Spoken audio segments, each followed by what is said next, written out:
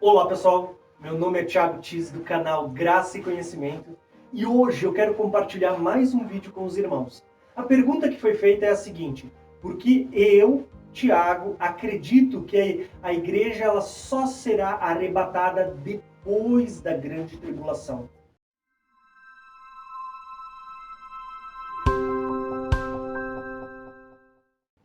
Então eu quero compartilhar com vocês a minha resposta. Tá?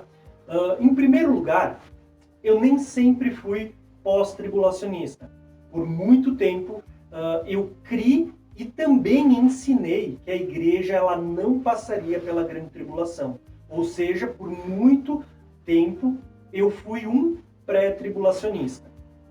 Por que que eu entendo que eu estava errado e que eu mudei o meu entendimento sobre as Escrituras? Por vários motivos. Primeiro deles, porque uma das coisas que eu percebi é que o meu entendimento, quando era pré, ele era basicamente fundamentado em apostilas, em opiniões. Eu tinha um entendimento sobre as escrituras baseado naquilo que os outros falavam e a gente ia simplesmente replicando, reproduzindo. Quando eu passei a estudar as escrituras, não com base no pressuposto do fulano, não com base na teologia do ciclano, ou enfim, no entendimento do Beltrano, eu comecei a entender que algumas coisas elas não faziam sentido. Então, eu comecei a estudar a palavra de Deus com base apenas na Bíblia. E eu comecei a perceber que não existe em nenhum lugar nas Escrituras textos que falem sobre uma vinda dividida em dois eventos distintos.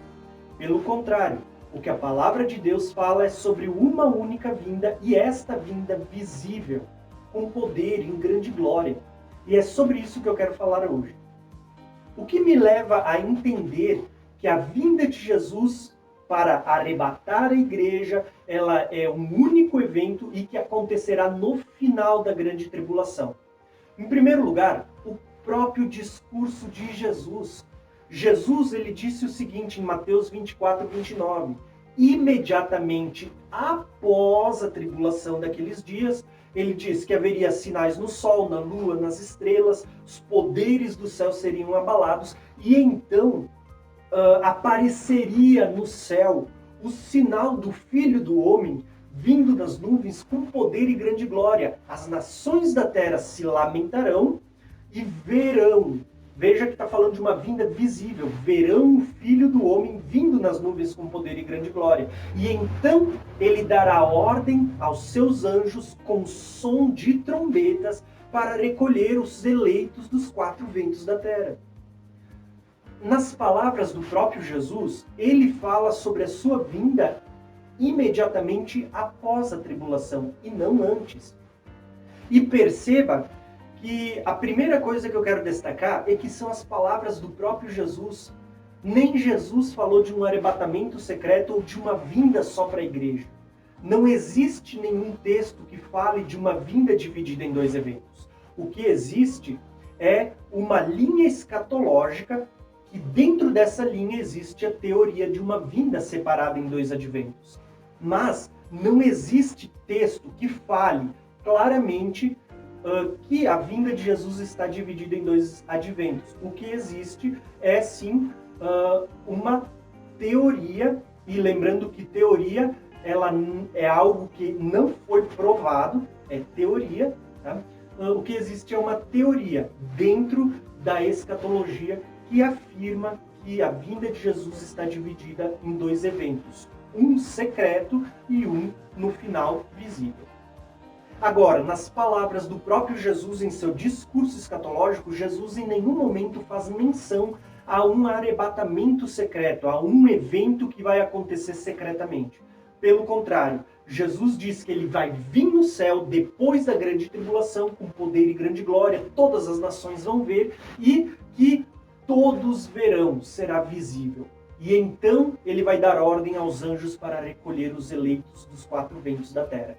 Para mim, essa vinda sobre as nuvens com som de trombetas, recolhimento dos eleitos. É aqui que está acontecendo a ressurreição dos mortos e o arrebatamento da igreja.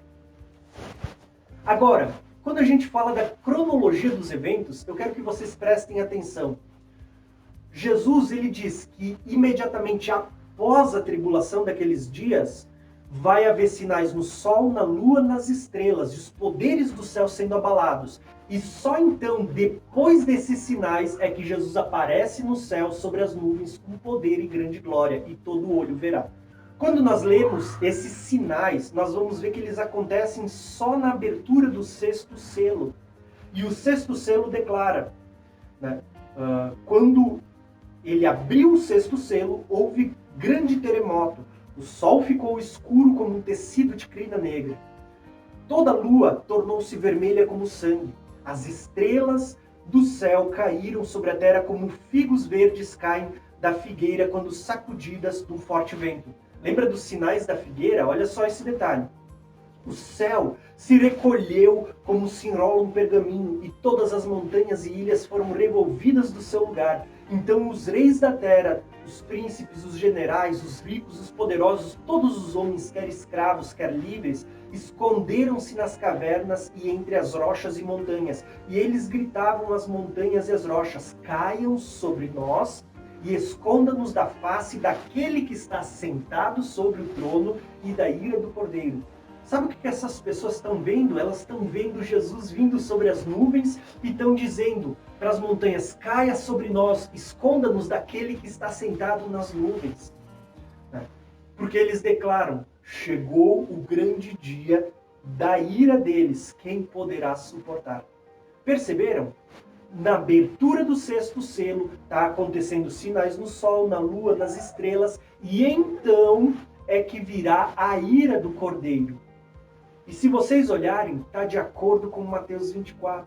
E Jesus declara: só depois da tribulação, depois que haver o sinal no sol, na lua, nas estrelas, os poderes dos céus sendo abalados, é que eu vou vir sobre as nuvens com poder e grande glória. As nações da terra vão se lamentar, mas ele vai dar ordem aos seus anjos para recolher os eleitos. Arrebatamento, irmãos. Agora, nós precisamos entender. Muita gente diz que Mateus 24 é apenas para os judeus. Será? Será que Mateus 24 é só para o povo judeu? Tem gente que faz diferença entre a igreja e Israel, como se a igreja já tivesse sido arrebatada secretamente e agora, em Mateus 24, Jesus estava falando só com o judeu de que ele iria voltar para buscar os judeus. Irmãos, eu acredito que isso é uma forçação do texto. Por quê? A vida inteira nós passamos pregando o evangelho de Mateus para a igreja. Aí quando chega em Mateus 24, nós vamos dizer que é só para os judeus? Vou dar um exemplo para vocês. O Sermão do Monte, encontrado no início do evangelho de Mateus. A gente prega para a igreja. Mas quando chega em Mateus 24, vamos dizer que é só para os judeus. Quando a gente vai para Mateus 25, que fala sobre as 10 virgens, nós pregamos para a igreja. Mas Mateus 24 é só para os judeus. Será mesmo, irmãos? Nós precisamos deixar de lado essas desculpas, né, para poder sustentar as nossas linhas escatológicas e deixar a Bíblia se interpretar a ela mesma. Se o Sermão da Montanha é para a igreja, se as 10 virgens, o texto é para a igreja, por que Mateus 24 seria só para judeu? É para a igreja. É para a igreja que Jesus estava falando quando ele traz esse discurso escatológico para os discípulos, porque os discípulos foram aqueles que deram o início à igreja do Senhor aqui na terra. Por isso, volto a dizer, Mateus 24 não é só para judeus, é para nós. Outro detalhe que nós encontramos em Mateus 24 é justamente o fato de que Jesus ele diz que os eleitos vão estar aqui durante a grande tribulação. Como assim? Preste atenção no contexto. Mateus 24, versículo 21 diz: porque haverá então grande tribulação, como nunca houve desde o princípio do mundo até agora e nem jamais haverá. E se aqueles dias não fossem abreviados, ninguém sobreviveria. Mas por causa dos eleitos, aqueles dias serão abreviados. Perceberam que Jesus está dizendo que essa tribulação do fim vai ser uma tribulação como nunca houve antes. E que essa tribulação é um tempo abreviado por causa dos eleitos. Os eleitos vão estar aqui na terra. E quem são os eleitos no Novo Testamento? Paulo, Pedro, os apóstolos, eles tratam da igreja como sendo os eleitos em Cristo Jesus. O próprio Mateus 24, Jesus diz, ele vai dar ordem aos seus anjos para recolher os eleitos. E os eleitos não é apenas o povo judeu, é toda a igreja, composta tanto por gentios como por judeus que se convertem a Cristo e são inseridos no corpo do Senhor, o corpo espiritual do Senhor. Então lembre, os eleitos vão estar durante a tribulação. Tanto que Jesus declara que ele vai dar ordem para que os anjos recolham os eleitos só depois da tribulação daqueles dias. E por fim, eu quero terminar citando o próprio texto de Mateus 24, 29, onde ele declara que imediatamente após a tribulação daqueles dias, vai acontecer sinais no sol, na lua, nas estrelas, os poderes do céu serão abalados e ele virá, o Filho do Homem virá nas nuvens dos céus com poder e grande glória. As nações da terra vão se lamentar e eles verão Jesus vindo, E então ele dará ordem aos seus anjos para recolher os eleitos dos quatro cantos dos céus. Se vocês analisarem o contexto desse texto, a palavra está dizendo que Jesus está vindo acompanhado pelos anjos e não acompanhado por uma igreja que foi arrebatada secretamente. Quem é que vem junto com Jesus quando ele se manifestar nos céus com poder e grande glória? São os anjos. E os anjos são aqueles que receberão a ordem para recolher os eleitos, porque os eleitos ainda estavam aqui na terra durante o período de grande tribulação. Quando Jesus vem em glória, os mortos ressuscitam, os que ainda estiverem vivos serão recolhidos pelos anjos e levados até os céus para o encontro com o Senhor nos ares. E então sim estaremos para sempre com o Senhor. Então sim a igreja vai voltar com Cristo aqui na terra para reinar durante o período do milênio. E então sim a igreja ela vai, com um corpo glorificado, agora estar com o Senhor para sempre. Tá? Então, eu creio no arrebatamento secreto? Não. E por que eu não creio? Porque eu não vejo base bíblica. O que eu vejo são, sim, lógicas, teorias, mas não texto bíblico que fale com clareza. O que eu quero que vocês entendam, irmãos, é que eu também já fui um pré-tribulacionista. E como pré-tribulacionista era sincero na forma de crer e interpretar as Escrituras.